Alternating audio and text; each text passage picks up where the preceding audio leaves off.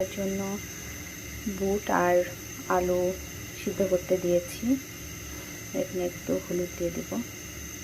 তেঁতুলের টক বের করে নিয়েছি আর এখানে নিয়েছি চিনি, লবণ, কাঁচামরিচ, শুকনো মরিচের গুঁড়া, জিরা আর চটপটি মশলা। এটা এখন এর সাথে মিক্সড করে ফেলব।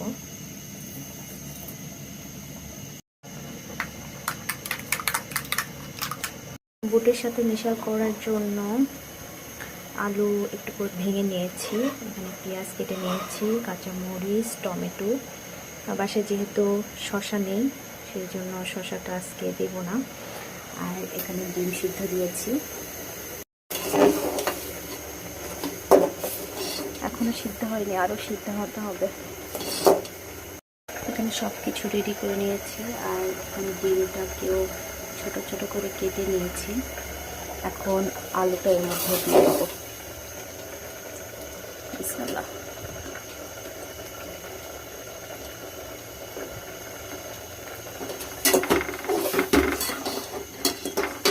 আমি চটপটি মশলাটা দিয়ে দিব এর মধ্যে।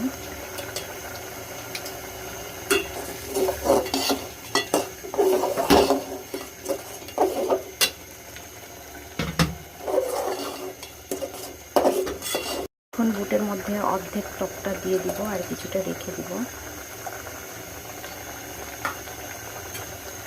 কিছুটা মরিচের গুঁড়া দিয়ে দিব আর একটু লবণ অ্যাড করব।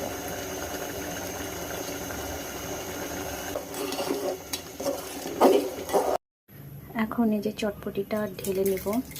আমি টমেটো অ্যাড করব। আমার যেহেতু শসা আজকে বাসায় নেই, কেনা নেই, এই জন্য শসা দিচ্ছি না। তারপরে পেঁয়াজ, কাঁচামরিচ, তারপরে ডিমটা অ্যাড করলাম।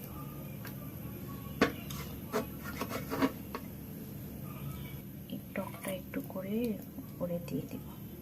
চটপটি রেডি, এখন খাওয়ার পালা।